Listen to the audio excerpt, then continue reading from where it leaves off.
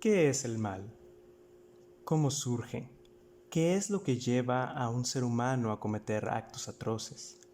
En el libro Explaining Hitler, Ron Rosenbaum aborda el dilema ético de si es correcto tratar de explicar a Hitler, es decir, si no será que, al hacer el intento de encontrar las razones detrás de las atrocidades cometidas por una persona, ya sea en la psicología, la biografía, la historia o el análisis sociocultural, no terminamos quitándoles la responsabilidad personal sobre sus actos, o incluso justificándolos.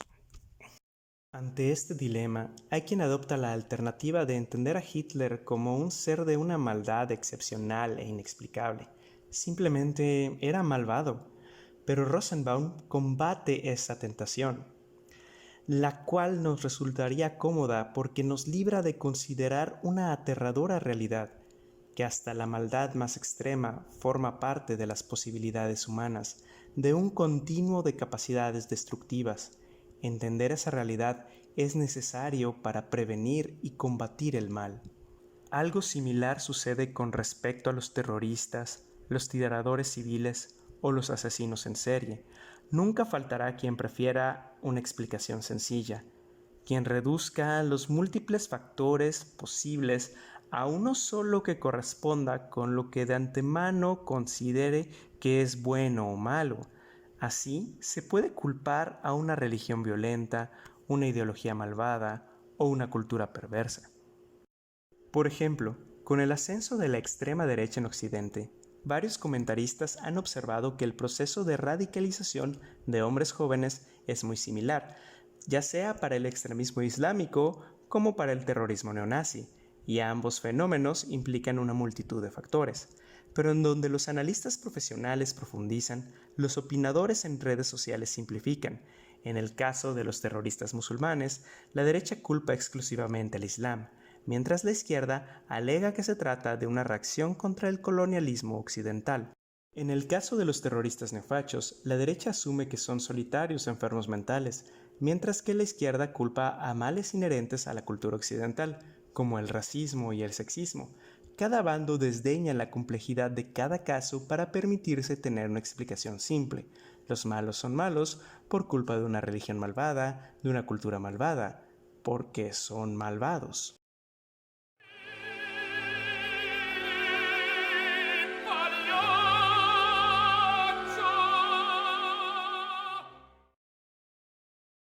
Dictadores genocidas, asesinos en serie, terroristas políticos, son lo más cercano que tenemos en el mundo real a los supervillanos de cómic, y muy a menudo superan con su realidad a la ficción de las viñetas.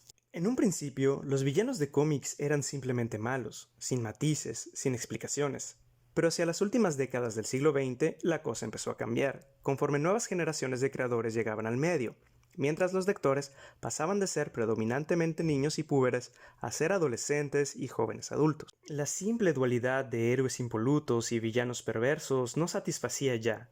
No hay tiempo para hacer una reseña histórica de todo este proceso, pero el principal impulso vino de Marvel, con personajes como Magneto o el Doctor Doom. La tendencia no tardó en llegar a los cómics de Batman.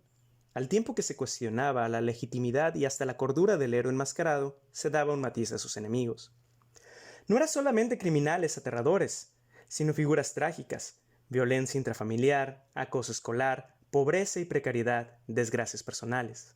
Leyendo las historias de villanos clásicos, como el Acertijo, el Espantapájaros o el Señor Frío, encontramos todos estos elementos. Súmenle misoginia y relaciones de pareja abusivas y tendremos a Hiedra Venenosa.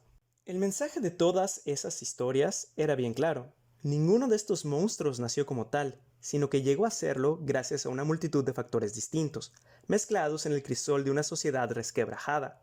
Más aún, esa misma sociedad es la que creó a Batman, El hombre murciélago pudo haber sido uno más de los villanos a los que combate, de no haber tenido un montón de privilegios materiales y el apoyo emocional de figuras como Alfred o Leslie Tompkins. Cuando Batman combate con algún psicópata escapado de Arkham, ve el reflejo de lo que él mismo pudo haber sido. En este sentido, la película Joker de Todd Phillips es perfectamente fiel a los cómics que toma como base. Esta historia de Arthur Fleck, un hombre con serios problemas de salud mental que, por una serie de circunstancias desafortunadas, termina convirtiéndose en un asesino en serie, se inserta fielmente en la tradición de las historias de los villanos de Batman, y del Guasón en particular. Ok, no les voy a decir que Joker es una película profundísima y psicológicamente compleja, ni un estudio filosófico bien denso sobre la naturaleza del mal. Tampoco lo son los cómics de los que les hablé, ni siquiera los más ambiciosos. Su retrato del descenso a la locura se inspira más en las representaciones que se han visto en la cultura popular que en la psiquiatría o la psicología reales. Un tip, las alucinaciones no funcionan así. El realismo que pueda alcanzar esta peli está limitado por el hecho de que se trata de la historia de un supervillano, un payaso asesino salido de los cómics de Batman, y sin embargo la cinta reconoce, grosso modo, que el problema de la maldad es multifactorial. No es solo la enfermedad mental, es el maltrato infantil, es la violencia física y emocional en la vida cotidiana, es la precarización y la desigualdad económica, es el clima de inseguridad y delincuencia, es la falta de acceso a cuidados psiquiátricos, es el fácil acceso a armas de fuego, es la serie de coincidencias desafortunadas, es la masculinidad tóxica. Como fan de los cómics y en especial como fan de Batman, eso me encantó. Con el increíble trabajo actoral de Joaquín Phoenix, podemos acompañar a Arthur Fleck y verlo transformarse poco a poco hasta que de pronto te das cuenta que tienes frente a ti al Guasón, al que conoces del cómic y los otros medios, al de la risa perturbadora, al agente del caos que ha decidido que la existencia es una broma absurda, que nada tiene sentido, que ningún principio moral tiene validez, y entonces, ¿por qué no reír? Y eso es jodidamente aterrador.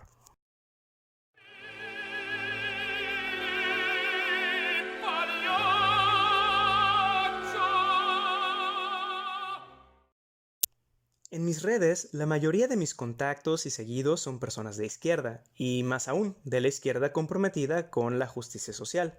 Somos puros social justice warrior, pues. Eso me ha llevado a leer opiniones muy extrañas sobre la película. Claro, hay mucha gente a la que honestamente no le gustó. Puedo entender que opinen que es de mal gusto, aburrida, poco interesante o pretenciosa, y que también piensen que los elogios han sido exagerados o hasta ridículos. Pero eso no explica que entre tanto camarada haya una abierta hostilidad contra este filme y contra aquellos a quienes les gustó, porque el juicio ha sido básicamente, esta no es solo una película mala, es una película malvada, para gente malvada. Parece que el asunto empezó cuando la peli se estrenó en el circuito de festivales de cine, y una parte de la crítica dijo que la cinta glorificaba la violencia, o que hasta era para incels. Honestamente, creo que eso arruinó la película para muchos, porque la convirtió en un campo de batalla en la guerra cultural, entre izquierda versus derecha, progresistas versus reaccionarios, social justice warriors versus right-wing edgelords. Así, una forma de mostrar lealtad a la tribu, de posicionarse como fiel izquierdista, progres, social justice, era denostar la cinta. Me da la impresión de que hubo mucha banda que odió Joker desde un inicio y que la fue a ver con prejuicios.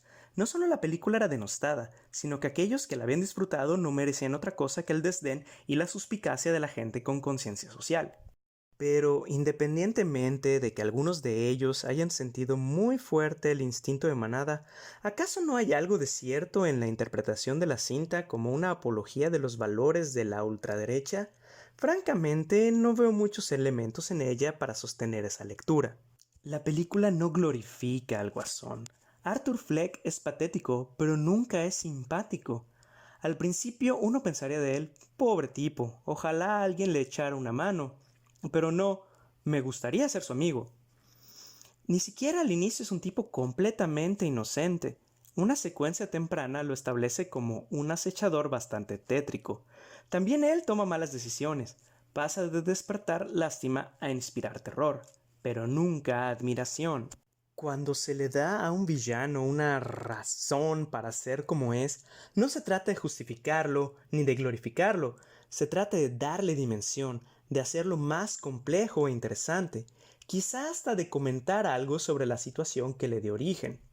Cuando Magneto dice que en Estados Unidos no hay verdadera tolerancia y que los que ostentan el poder destruyen a los que son diferentes, el punto no es que digas: Joder, tío, el Imanes tiene razón, hay que extinguir a todos los putos Homo sapiens. ni tampoco que digas: lo viste, loco, los que critican al sistema son terroristas. Se trata de retar, de poner a prueba las convicciones éticas del héroe y de los espectadores que queremos verlo triunfar, de que el triunfo del héroe también implique superar el reto moral que el villano le plantea, porque requiere un poquito de esfuerzo entender cómo el villano puede a lo mejor tener un punto válido, pero seguir siendo un villano. Y sí, habrá idiotas que digan: Thanos tiene razón, o la galaxia estaba mejor con el Imperio, pero eso es precisamente porque tienen un sistema de valores hecho un desmadre, pues las películas claramente, sin lugar a dudas, establece que son malvados, incluso si pueden llegar a tener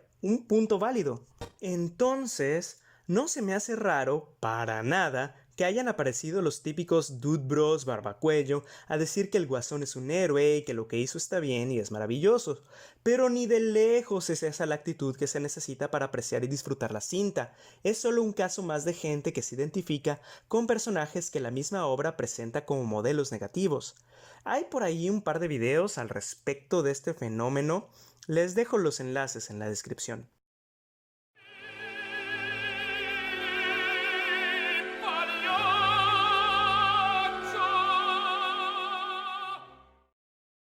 Quien haya dicho que el Guasón es un incel, solo ha escuchado que existen los incels, pero no creo que haya leído mucho al respecto, menos que haya entrado a sus foros o que haya hablado con alguno de ellos.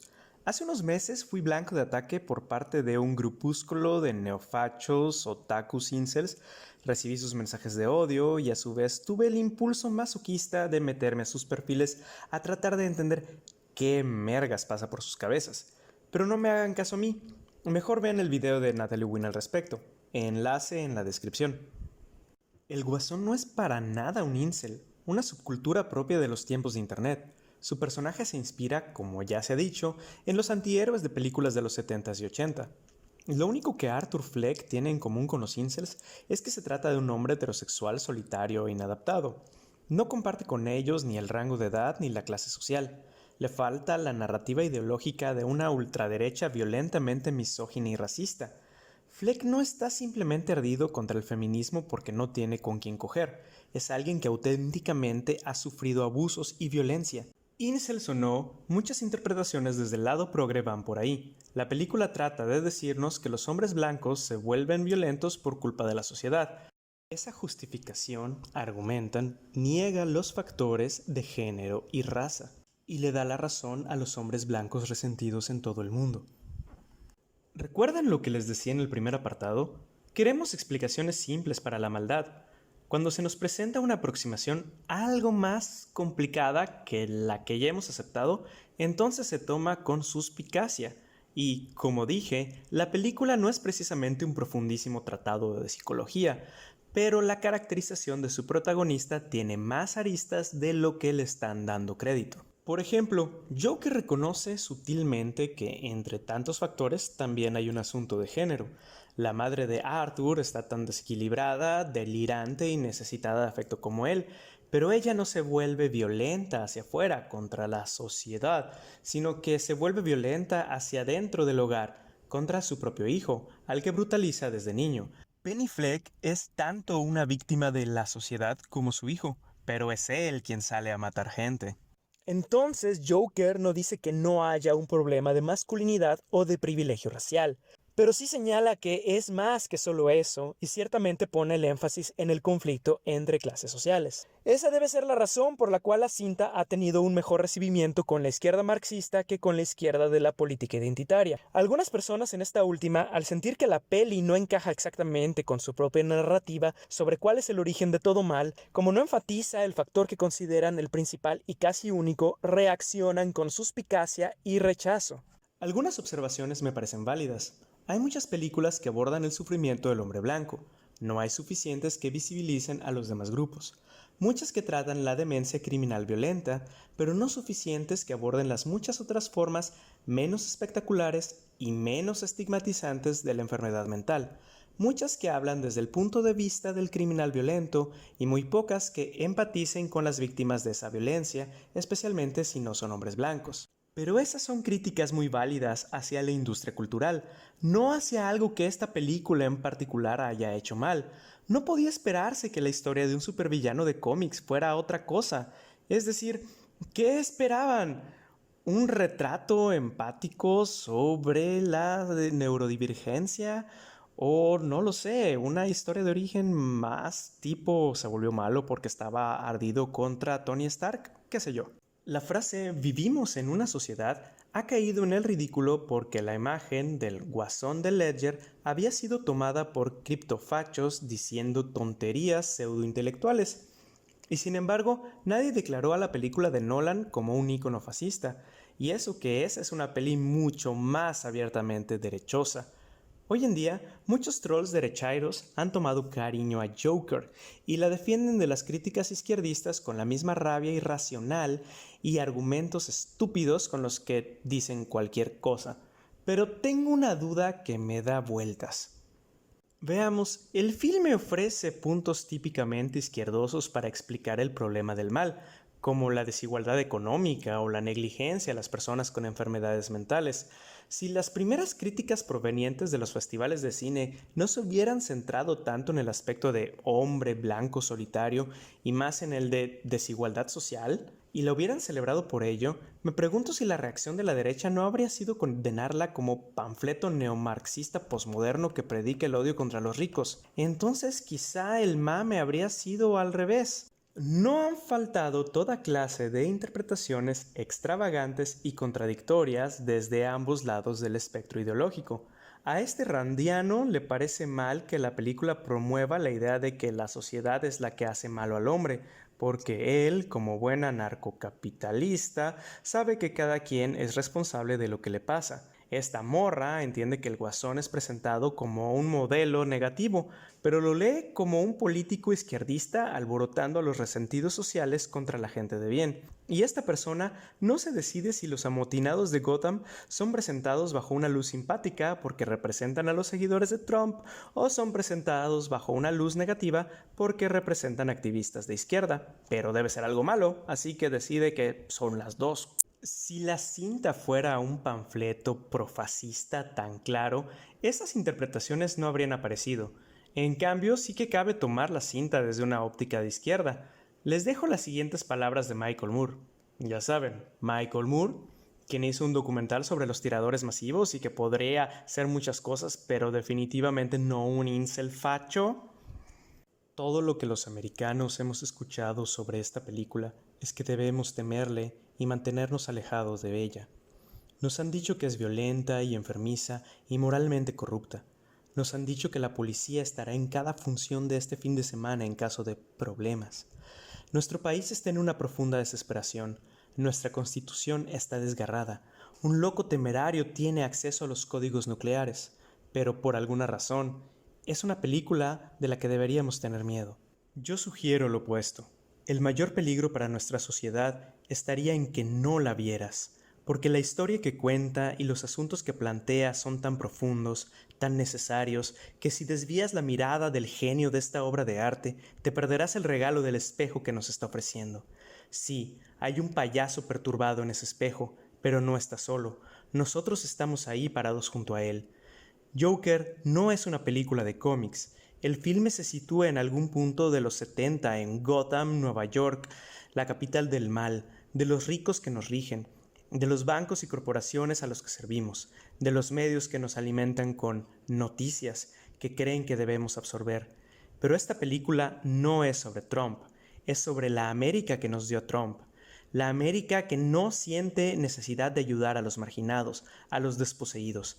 La América en la que los asquerosamente ricos solo se hacen más ricos y más asquerosos.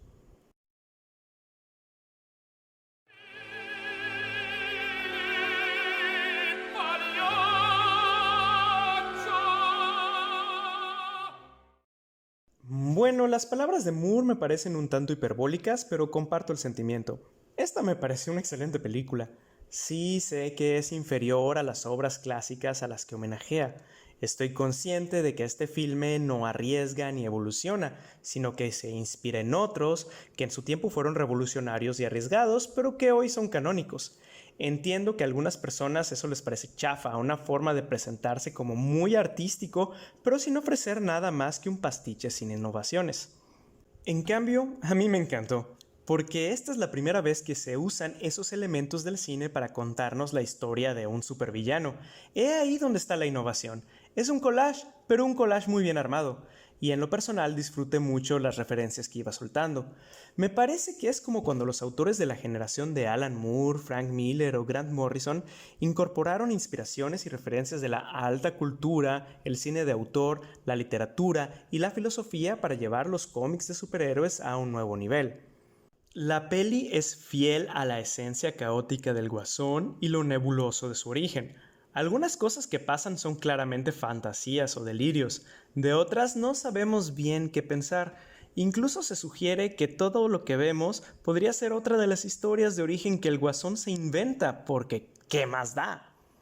Esta película retoma una de las escenas más reproducidas en el cine y la TV de superhéroes, el asesinato de los Wayne, y le da todo un nuevo significado, uno político además, y matiza a Thomas Wayne, que deja de ser el patriarca perfecto y honorable que habíamos conocido en todas sus otras encarnaciones. De hecho, aunque no duda en hacer retratos muy sórdidos, sí que evita caer en romanticismos. La revuelta contra la élite en Gotham no es presentada como una heroica revolución, sino como un motín de violencia sin sentido, la consecuencia impostergable de años y años de abusos e irresponsabilidad de la clase privilegiada. No es perfecta, así como puede ser sutil y ambigua, puede ser obvia y redundante hasta la condescendencia, como si por momentos no confiara demasiado en la inteligencia de su público. Pero tiene momentos hermosamente filmados y una estética alucinante desde la fotografía hasta la banda sonora. La actuación de Joaquín Phoenix es espectacular y eso se ha dicho mil veces, pero el trabajo de Robert De Niro también merece elogios y en general todo el reparto. No creo que Joker sea el Taxi Driver de esta generación, pero sí creo que bien puede ser el Dark Knight de esta década. No sé si sea la mejor película de cómics, pero sí pienso que está en la misma liga que Logan. Esta cinta desromantiza al superhéroe, pero al final sigue sabiendo que se trata de un héroe. Joker desataniza al supervillano, pero queda clarísimo que al cabo sigue siendo un villano. Batman y el Guasón son dos de los personajes más fascinantes que nos ha dado la cultura pop del siglo XX. Su eterna enemistad, la lucha entre la rabia dirigida y la demencia desatada, entre el orden y el caos, tienen todo para convertirse en un relato mítico. No es de extrañarnos entonces que cada cierto tiempo aparezcan obras que impacten la cultura pop y que estén relacionadas con un personaje o el otro. Como dijera otro hombre que ríe hace ya más de 10 años, estamos destinados a hacer esto por siempre. Hola, soy Mike, aquí tratando de hacer que funcione este proyecto youtubero. Por favor, deja tus comentarios sobre la película. ¿Estás de acuerdo con lo que dijimos? ¿Estás de acuerdo con las críticas en su contra o con su defensa? ¿Qué piensas tú? También voy a dejar algunos enlaces interesantes aquí abajo en la descripción. Por favor, dale like, comparte, suscríbete y todas esas cosas. Y disculpa la mala producción. Soy de letras y no sé hacer nada.